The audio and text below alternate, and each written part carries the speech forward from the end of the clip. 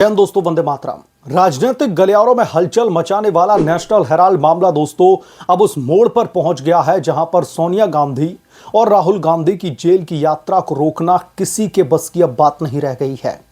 दिल्ली की Rouse Avenue court ने enforcement directorate के आरोप पत्र पर दोस्तों सुनवाई को 30 अक्टूबर तक के लिए फिलहाल स्थगित कर दिया है, लेकिन यह स्थगन मात्र औपचारिकता लग रही है।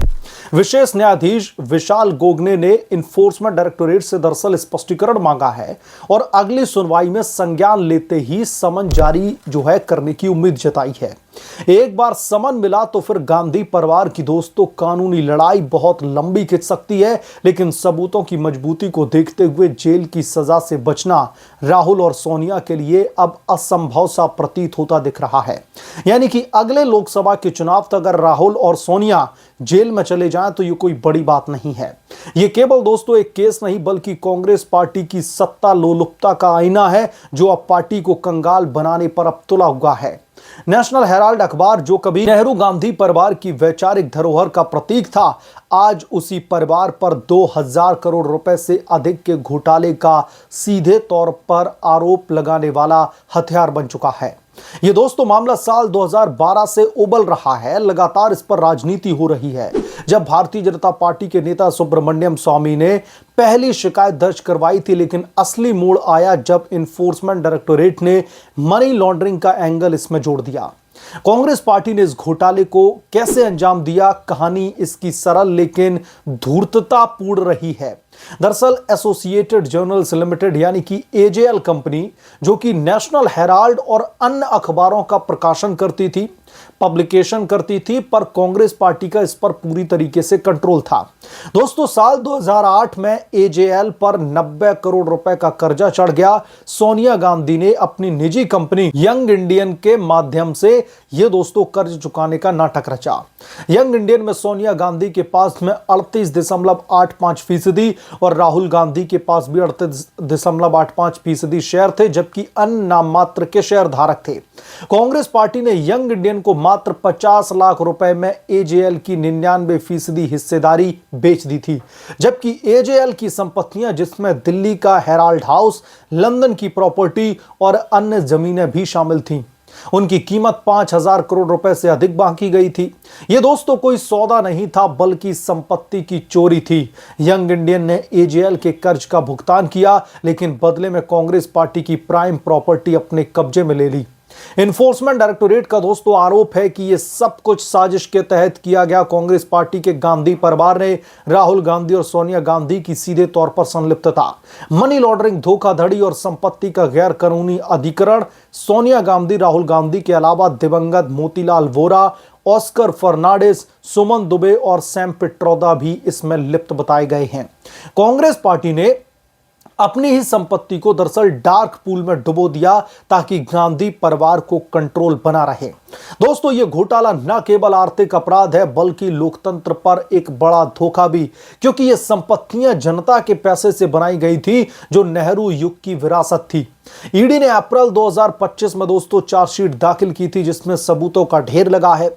जांच में यह पाया गया है कि यंग इंडियन प्राइवेट लिमिटेड ने कोई बिजनेस नहीं किया, सिर्फ संपत्तियां हड़पी हैं। यह कांग्रेस पार्टी की पुरानी आदत है, चाहे फिर वो 2G घोटाला हो, कोलगेट घोटाला हो, ये तमाम घोटालों की तर्ज पर, लेकिन इस बार गांधी परिवार सीधे निशाने पर है। 25 अक्टूबर को दिल्ली कोर्ट ने ईडी के आरोप पत्र पर दरअसल सुनवाई स्थगित करते हुए स्पष्ट कहा कि कुछ स्पष्टीकरण चाहिए, लेकिन यह स्थगन गांधी परिवार के लिए राहत नहीं बल्कि तलवार का दरअसल धार चमकना है। 30 अक्टूबर को अगर दोस्तों कोर्ट संज्ञान ले लेती है तो समन जारी होंगे और समन के बाद में गिरफ्तारी का डर, जांच का दबाव और राजनीतिक अलगाव सब कुछ अनिवार्य हो जाएगा। सोनिया गांधी की उम्र और स्वास्थ्य का हवाला देकर के बचने की कोशिशें अब बेकार साबित हो रही हैं, क्योंकि सबूत दोस्तों इतने मजबूत हैं कि कोई जमानत या फिर स्थगन नहीं बचेगा। राहुल गांधी जो खुद को युवा नेता बताते हैं अब कानूनी जंजीरों में जकड़े नजर आ रहे हैं। ये केस उसके न्याय यात्रा के दावों पर करारा तमाचा है। कोर्ट के दोस्तों इस फैसले ने कांग्रेस पार्टी की सोनिया सेना यानी कि सोनिया गांधी की वफादार लॉबी में भूचाल ला दिया है। पार्टी मुख्यालय 10 जनपद में आपाधापी मची हुई है। पुराने कांग्रेसी नेता जो गांधी परिवार की चाटुकारिता में डूबे हुए थे, अब चुपके से दूरी बनाने लगे हैं, क्योंकि अभी तक जितने भी घोटाले आए हैं, चाहे 2G स्पेक्ट्रम हो, बोफोर्स घोटाला हो, उसमें गांधी परिवार डायरेक्टली इन्वॉल्व नहीं था, कांग्रेस पार्टी के घोटाले थे, लेकिन यह घोटाला गांधी परिवार का घोटाला है। ऑस्कर फर्नांडिस जैसे वफादारों की भूमिका पर सवाल उठ रहे हैं और युवा नेता जैसे कि ज्योतिरादित्य सिंधिया पहले ही भारतीय जनता पार्टी की शरण में हैं। सोनिया गांधी की दोस्तों हाईकमांड अब क्राइसिस मोड में है। मीटिंग्स हो रही हैं एक के बाद एक, लेकिन कोई भी रणनीति नहीं बन पा रही। मीडिया रिपोर्ट्स के हवाले से आ रही खबरों के मुताबिक पार्टी के अंदर खेमे अब टूटने लगे हैं। राहुल गांधी के करीबी और सहयोगी असदुद्दीन ओवैसी जैसे बाहरी सहयोगियों से दूरियां बढ़ रही हैं, जबकि मल्लिकार्जुन खड़गे जैसे नाम मात्र के अध्यक्ष भी अब पार्टी में असहाय नजर आ रहे हैं। दोस्तों ये हड़कंप केवल कानूनी नहीं बल्कि राजनीतिक भी है। 2024 के लोकसभा के चुनाव में हार के बाद में कांग्रेस पार्टी पहले ही कमजोर थी, अब ये केस पार्टी को वोट बैंक से भी वंचित करेगा। मुस्लिम और सवर्ण वोटर जो कि गांधी परिवार पर भरोसा करते थे, अब भ्रष्टाचार की फैमिली के रूप में देखने लगेंगे। सोनिया सेना का अंतिम जो है गढ़ ढह रहा है और वफादार चूहों की तरह डूबते जहाज से कूद रहे हैं। National Herald case Congress party के लिए दोस्तों अंतिम कील साबित हो रही है। एक समय देश की सबसे बड़ी पार्टी जो आजादी की लड़ाई लड़ी, अब घोटालों की भेंट चढ़ रही है। 2G घोटाला हो, CWG घोटाला हो, ऑगस्टा वेस्टलैंड घोटाला हो, ये सभी घोटाले गांधी परिवार के इर्द गिर्द घूमते रहे हैं। लेकिन नेशनल हेराल्ड ने दोस्तों साबित कर दिया है कि ये फैमिली बिजनेस है। पार्टी की सदस्यता घट रही है, फंडिंग सूख रही है और राज्य स्तर पर हार का सिलसिला थम नहीं रहा। 30 अक्टूबर का फैसला दोस्तों अगर गांधी परिवार के खिलाफ में जाता है, जैसा कि सब संकेत दे रहे हैं, तो कांग्रेस पार्टी का दरअसल पुनर्द्वार का सपना चूर चूर हो जाएगा।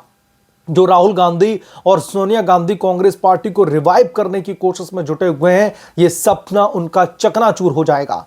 राहुल गांधी की भारत जोड़ो यात्रा व्यर्थ साबित हो चुकी है। सोनिया गांधी का इमरजेंसी स्टालिन कंट्रोल खत्म हो चुका है। भाजपा और अन्य विपक्षी दल इस मुद्दे को भुनाने में लगे हैं और 2029 के चुनावों में कांग्रेस पार्टी को भ्रष्टाचार का प्रतीक बना दिया गया है।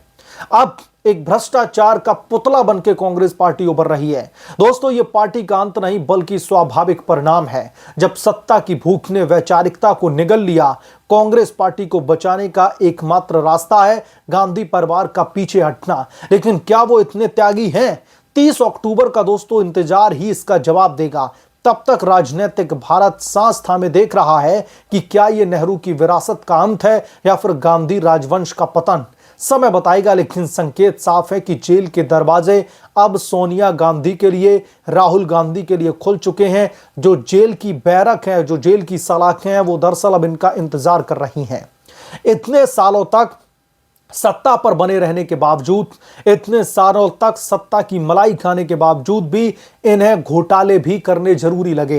इन्हें ऐसा लगा कि इन घोटालों के पैसों से अपनी जो है ऐश छानी जाएगी। जब पार्टी विपक्ष में रहेगी तब ये सारा पैसा काम आएगा। लेकिन अब दोस्तों मोदी सरकार की न खाऊंगा न खाने वाली नीति ने कांग्रेस पार्टी के परखच्चे उड़ा करके दर रख दिए हैं। सोनिया सेना में भयंकर हड़कंप मचा हुआ है। सोनिया गांधी, राहुल गांधी अब थर थर कांप रहे हैं। उनके वकीलों के साथ में लगातार उनकी बातचीत जारी है कि अगर उन्हें समन जारी किया जाता है 30 अक्टूबर को, तो नेशनल हेराल्ड केस में उनकी आगे की जो कोर ऑफ एक्शन है वो दरअसल क्या होगा, क्योंकि ये केस इतने लंबे समय से चला आ रहा है और अब ये अपने लगभग आखिरी पड़ाव पर पहुंच चुका है। इस मामले में इन्वेस्टिगेशन के बाद में जो इन्वेस्टिगेटिव एजेंसी एनफोर्समेंट डायरेक्टोरेट, उसने मनी लॉन्ड्रिंग के एंगल के कई सारे सबूत कोर्ट में ऑलरेडी मुहैया करवा दिए हैं और कोर्ट भी कहीं ना कहीं इस बात से सहमत है। इसीलिए उसने समय का एक्सटेंशन देते हुए अब अगली तारीख 30 अक्टूबर की रख दी है।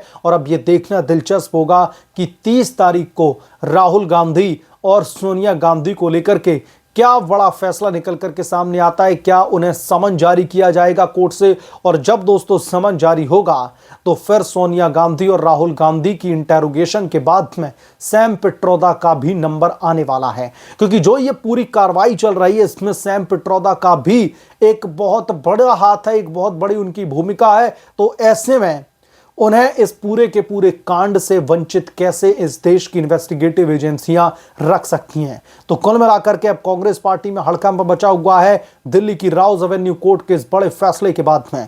इस फैसले के बारे में आप क्या सोचते हैं, आपकी क्या राय है, कमेंट करके जरूर बताएं। जल्द मिलूंगा किस दूसरे बड़े अपडेट के साथ में, तब तक के लिए धन्यवाद। अगर आप लोग चैनल पर नए हैं तो प्लीज चैनल को सब्सक्राइब कर लें, साइड बने बेल आइकन को जरूर प्रेस कर लें, ताकि जब भी मैं कोई नया अपडेट लेकर के आऊं, कोई नई खबर लेकर के आऊं तो इसकी जानकारी सबसे पहले आपको मिले।